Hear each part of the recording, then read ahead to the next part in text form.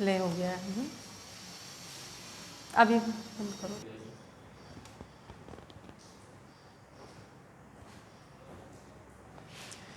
प्रिय बच्चों, आज हम हिंदी पढ़ेंगे। हिंदी में आपकी दो पुस्तकें हैं, एक कृतिका, दूसरी क्षितिज। तो कृतिका बाद में पढ़ लेंगे, पहले हम क्षितिज पढ़ लेते हैं। क्षितिज के दो भाग हैं। पहला भाग आता है इसमें गद्य भाग और दूसरा भाग आता है पद्य भाग। तो आज हम गद्य भाग में पढ़ लेते हैं। पहला पाठ निकाल लीजिए आप। प्रेमचंद, दो बैलों की कथा। तो चलें। प्रेमचंद। हाँ, तो बच्चों, एक महान साहित्यकार, महान कहानीकार प्रेमचंद का नाम तो आपने सुना है, मुंशी प्रेमचंद। उनकी पहले भी आपने बहुत सारी कहानियाँ, कभी ये सब पढ़ी हैं, उपन्यास पढ़े होंगे, सुना होगा। तो अभी आज हम इनका जीवन परिचय पढ़ लेते हैं।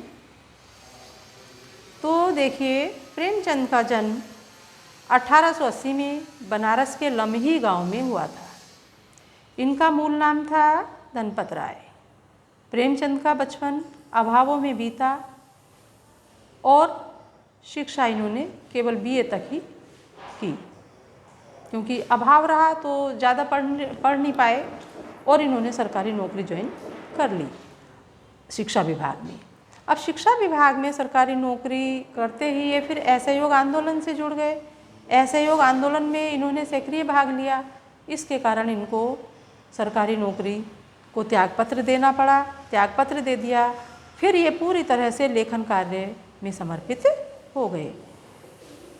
सन 1936 में इस महान कथाकार का देहांत हो गया। प्रेमचंद की कहानियाँ मानसरोवर के 8 भागों में संकलित हैं।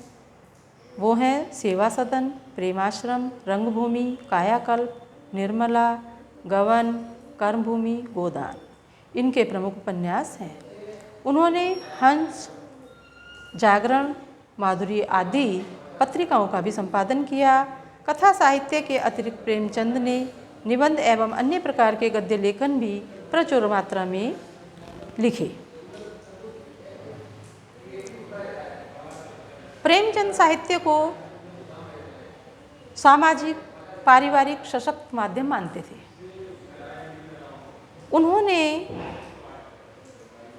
जिस गांव में, मतलब जैसा कुछ उन्होंने उस समय देखा गांव में अपने रहते हुए, और जैसी जिया, उसकी अभिव्यक्ति उन्होंने अपने कथा साहित्य में की है।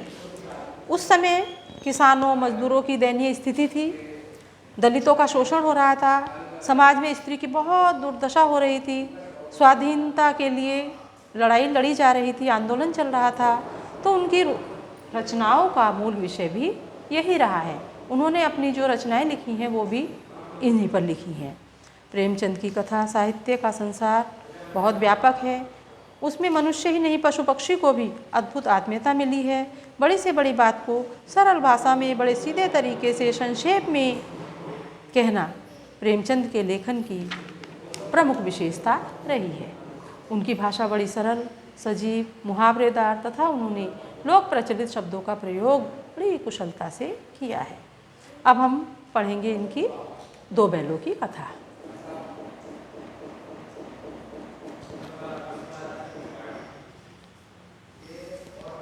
आइए बच्चों, पढ़ते हैं।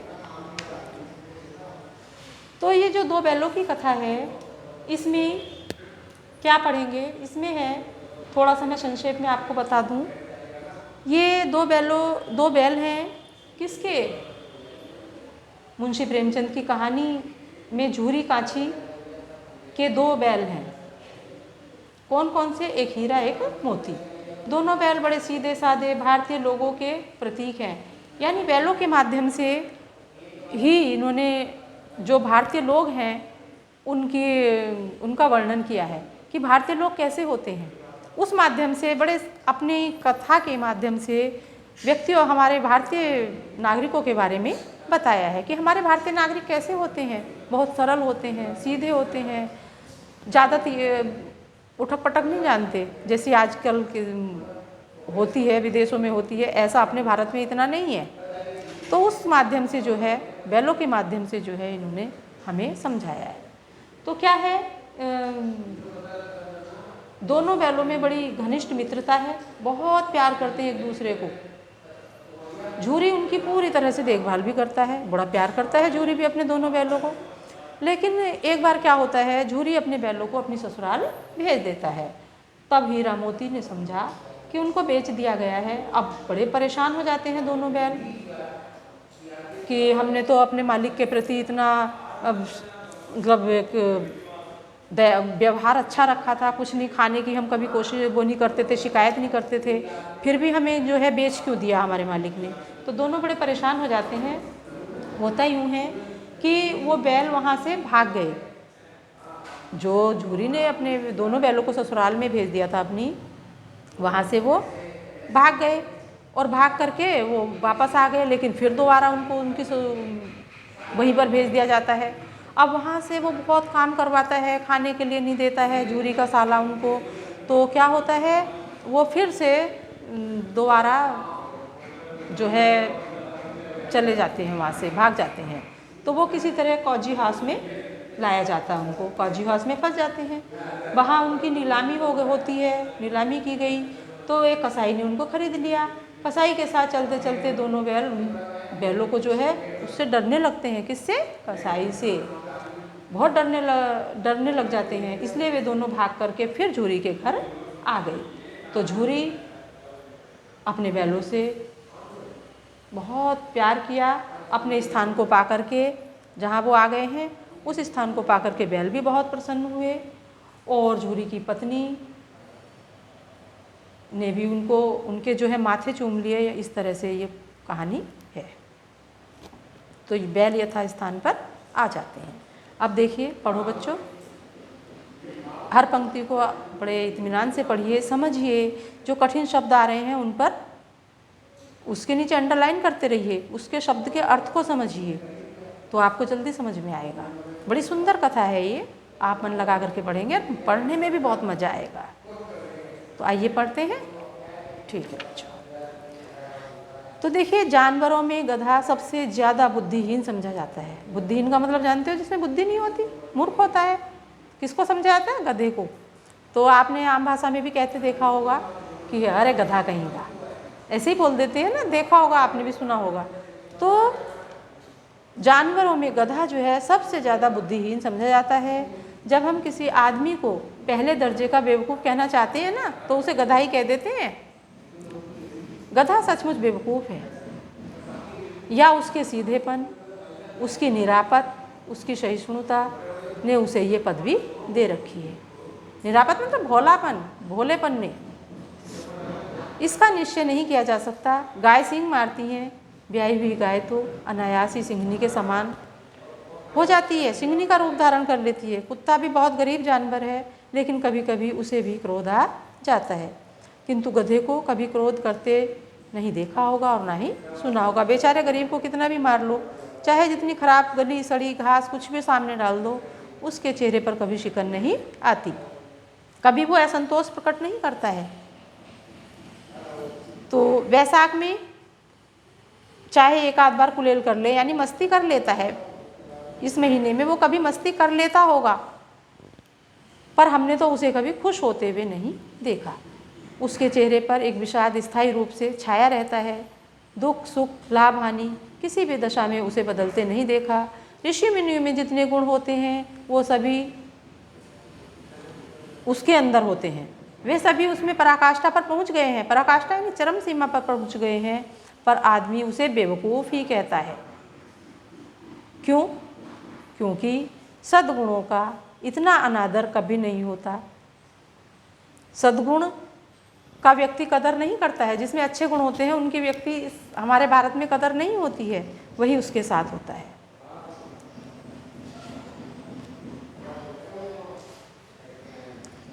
कभी कभी सीधापन संसार के लिए उपयुक्त नहीं है। देखिए, यानी इतना सीधा होना भी, संसार में भोले व्यक्ति को परेशान किया जाता है, सताया जाता है।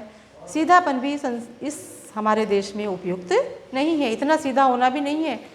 जैसा कि अभी आपने पढ़ा है गधा एक उदाहरण दिया है कि बेचारा बुद्धिहीन समझा जाता है, समझ लीजिए, बुद्धिहीन समझा जाता है। किसी भी आदमी को यदि मतलब कहना हो तो उसको गधा कह देते हैं। गधे में कौन सा अवगुण है? सीधा है, उसको कैसा भी गला सड़ा खाने के लिए दे दो वो खा लेता है, कभी किसी से कोई शिकायत नहीं करता है, कभी अपने सुख की नहीं सोचता है ना। ऋषि मुनियों में जितने भी गुण होते हैं वो सारे उसके अंदर है, फिर भी उसको बेवकूफ़ कहा जाता है। इसीलिए कि हमारे यहाँ सद्गुणों का आदर नहीं होता, हमारे यहाँ सद्गुणों का आदर नहीं होता है। जो टेढ़ा है ना, जो गलत बोलता है उनको, उससे सब डरते हैं। जो भय दिखाता है उससे सब भयभीत हो जाते हैं, लेकिन कोई प्यार से बोलता है उससे कोई नहीं डरता है। ऐसा हमारे यहाँ होता है। देखियो ना भारतवासियों की अफ्रीका में क्या दुर्दशा हो रही है, क्योंकि वो भारतवासी हैं। अभी जैसे मैंने बताया भारतवासियों के गुण हैं, ये सीधापन है, और अफ्रीका के लोग तेज तड़ाक हैं तो उनकी दुर्दशा हो रही है, क्योंकि अमेरिका में उन्हें घुसने नहीं दिया जाता। बेचारे शराब नहीं पीते, 4 पैसे बहुत अधिक खर्च नहीं करते, अपने बुरे वक्त के लिए बचा कर रखते हैं, जी तोड़कर काम करते हैं, लड़ाई झगड़ा नहीं करते, और 4 बातें सुन लेते हैं, गम खा जाते हैं, फिर भी बदनाम हैं। कहा जाता है कि वे जीवन के आदर्श को नीचा करते हैं, यानी उनका आदर्श नीचा हो रहा है। अगर वे ईंट का जवाब पत्थर से देना जानते, अर्थात करारा जवाब देते, तो शायद सभ्य कहलाने लगते। जापान की मिसाल सामने है। एक ही विजय ने उन्हें संसार में सभ्य जातियों का गण्य बना दिया है, गिना जाने लग गया है, क्योंकि उन्होंने विजय प्राप्त कर ली। लेकिन गधे का एक छोटा भाई और भी है, बैल, है ना।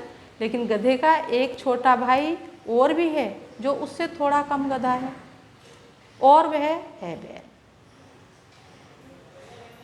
जिस अर्थ में हम गधे का प्रयोग करते हैं उसी अर्थ में, मिलते जुलते अर्थ में ही हम बछिया के ताऊ का भी प्रयोग करते हैं। कुछ लोग बैल को शायद बेवकूफ़ों में श्रेष्ठ कहेंगे, थोड़ा सा गधे से ठीक है, बेवकूफ़ों में श्रेष्ठ है, मगर हमारा विचार ऐसा नहीं है। बैल कभी कभी मारता भी है, कभी कभी अड़ियल बैल तो देखने में आता है, और भी कई रीतियों में अपना असंतोष भी प्रकट कर देता है, अतएव उसका स्थान गधे से नीचा है, यानी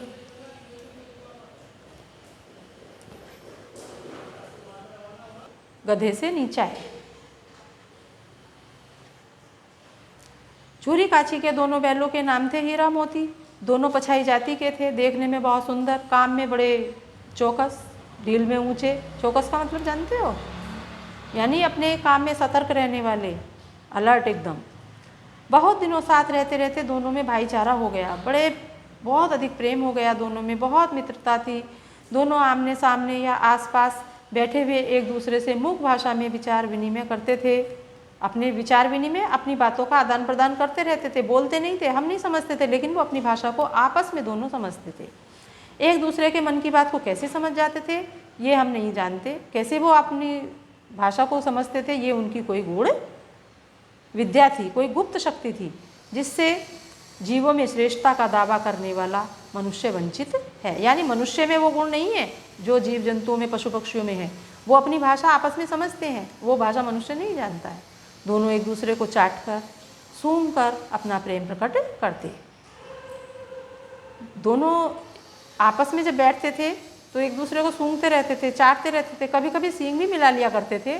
तो सींग मिलाने का अर्थ ये नहीं है कि वो लड़ाई झगड़ा कर रहे हैं, वो प्रेम भाव से, आनंद भाव से, अपनी आत्मीयता के भाव से दोनों में बड़ी घनिष्ठता थी। और धोल धप्पा, घनिष्ठता होते ही धोल धप्पा होने लगा, हंसी मजाक भी करते होंगे।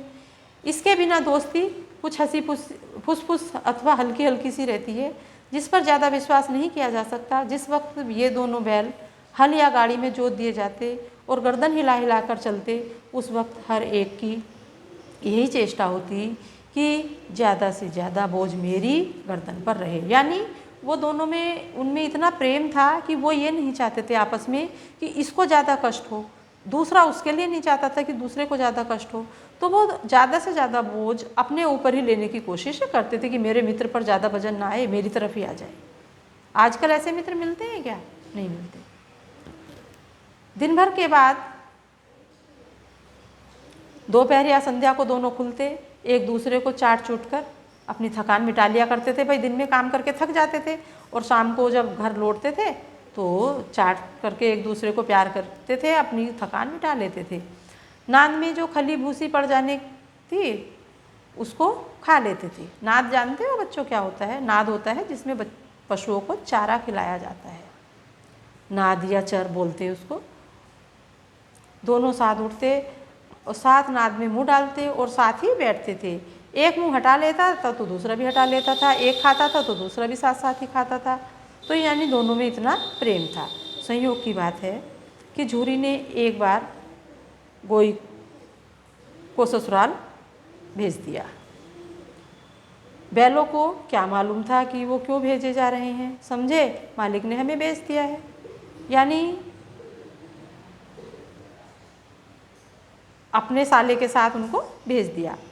अपना यो बेचा जाना बैलों को अच्छा नहीं लगा या बुरा लगा कौन जाने, पर झूरी के साले गया को घर तक गोई ले जाने में दांतों पसीना आ गया। बहुत परेशान हो गए वो। पीछे से हाँकता तो कभी दाएं मुड़ जाते, कभी दाएं कभी बाएं भागते, कभी उधर से हटाता तो दूसरी तरफ भाग जाते। पगैया पकड़कर, यानी जो उनका जो रस्सा होता था पकड़ने का बैलों को, उसको पकड़कर आगे खींचता, कभी पीछे खींचता। दोनों बैलों ने उसको बहुत परेशान किया। अब किसी तरह वो वहाँ पहुँच गए। मारता तो सींग नीचे करके, यदि झूरी उनको मारता था तो सींग नीचे करके हुंकारने लग जाते थे। अगर ईश्वर ने उन्हें वाणी दी होती तो झूरी से पूछते कि तुम हम गरीब को क्यों निकाल रहे हो, यानी अपने मालिक से पूछते कि हमने तुम्हारी इतनी सेवा की, कभी कोई शिकायत नहीं की, फिर तुमने हमें इनको क्यों भेज दिया? हमने तो तुम्हारी सेवा करने में कोई कसर नहीं रखी। अगर इतनी मेहनत से काम नहीं चलता था तो और मेहनत करवा लेते, पर हमें तो तुम्हारी चाकरी में मर जाना ही अच्छा लगता था।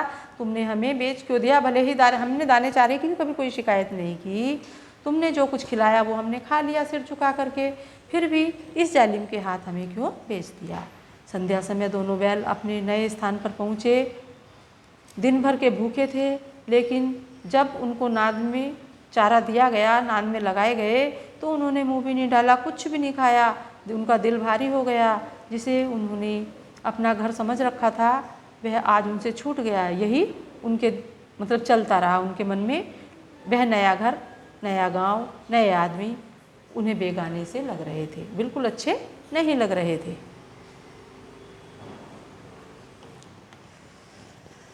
दोनों ने अपनी मूक भाषा में सलाह की कि एक दूसरे को कनखियों से देखा। अपनी मूक भाषा में यानी अपनी मौन भाषा में दोनों ने सलाह की और एक दूसरे को देखा और लेट गए। जब रात में गांव पूरा सो रहा था, सब सो गए थे, तब दोनों ने ज़ोर से पगहे तोड़ा डाले, यानी कि रस्से तोड़ डाले खींच करके और घर की तरफ चले। पगहे बहुत मजबूत थे, अनुमान न हो सकता था कि कोई बैल उन्हें तोड़ लेगा, फिर भी उन्होंने तोड़ लिए, क्योंकि उनमें शक्ति बहुत अधिक बढ़ गई थी, दूनी शक्ति हो गई थी। एक एक झटके में रस्सियाँ टूट गई। झूरी प्रातःकाल सोकर उठा तो देखा कि दोनों बैल चरनी पर खड़े हैं। अब वो अपने घर आ गए। अब जब झूरी उठा देखा तो वो आकर के अपने स्थान पर खड़े हो गए। दोनों की गर्दनों में आधा आधा गराब, यानी जो रस्सा था बंधने का, वो आधा आधा लटका हुआ था। घुटने तक पाँव उनके कीचड़ में भरे थे। दोनों की आंखों में विद्रोह की एक का स्नेह झलक रहा था, यानी कि वो झूरी से शिकायत कर रहे हों। झूरी भी बैलों को देख करके बड़ा प्रसन्न हो गया। दौड़ करके उन्हें अपने गले लगा लिया, प्रेमालिंगन किया। चुंबन का दृश्य बहुत ही सुंदर लग रहा था, बड़ा मनोहर लग रहा था, मनमोहक लग रहा था। तो सभी देख करके, और भी गांव के जो बच्चे हैं, लड़के सब वहाँ जमा हो गए, तालियां बजा बजा करके उन बैलों का स्वागत करने लगे। गांव के इतिहास में ये घटना पहले कभी नहीं हुई थी, बड़ी महत्वपूर्ण घटना थी ये गाँव की। बाल सभा ने निश्चय किया, यानी जो बच्चे वहाँ एकत्रित हो गए थे, उन्होंने निश्चय किया कि ये वीर, पशु वीर हैं, इनका अभिनंदन करना चाहिए, इनको अभिनंदन पत्र देना चाहिए। तो कोई अपने घर से क्या लाया, रोटी लाया, कोई गुड़ लाया, कोई चोकर लाया, कोई भूसी लाया, जो भी लाया वो उनको ला करके सबने खिलाया। एक अब आपस में बालक चर्चा भी कर रहे हैं। एक बालक कह रहा है कि ऐसे बैल कभी किसी के पास ना होंगे। दूसरे ने समर्थन किया, इतनी दूर से दोनों अकेले चले आए। तीसरा बोला, बैल नहीं, उस जन्म के आदमी हैं।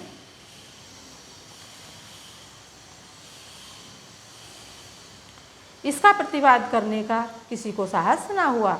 झूरी की स्त्री ने बैलों को द्वार पर देखा तो बहुत जल उठी, यानी कि बहुत नाराज हुई। बोली, कैसे नमक हराम बैल है, एक दिन भी वहाँ काम नहीं किया गया। उठकर भाग खड़े हुए, मतलब भाग आए, एक दिन भी वहाँ काम नहीं किया। झूरी ने अपने बैलों पर यह आक्षेप सुनकर बोला कि नमक हराम क्यों है, चारा दाना नहीं दिया होगा तो क्या करते। स्त्री ने रोब के साथ कहा, बस तुम ही तो बैलों को चारा खिलाना जानते हो, और तो कोई, सभी पानी पिला पिला कर रखते हैं। यानी कि पति पत्नी में दोनों में आपस में झगड़ा होने लगा।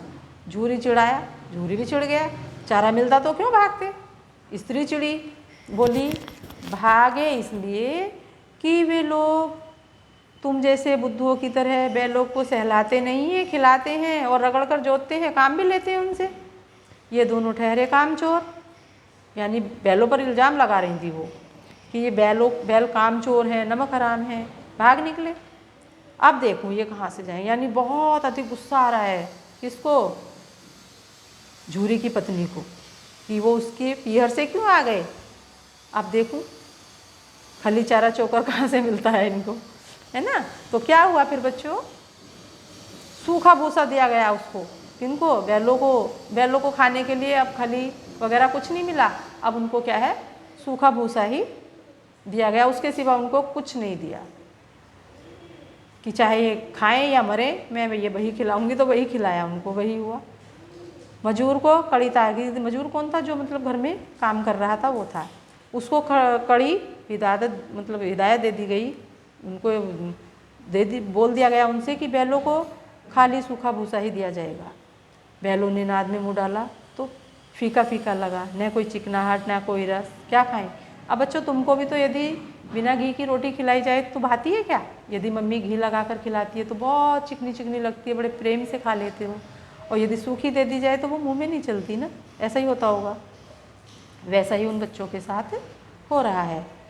बड़ी आशा भरी आंखों से द्वार की ओर ताकने लगे कि कुछ मिले।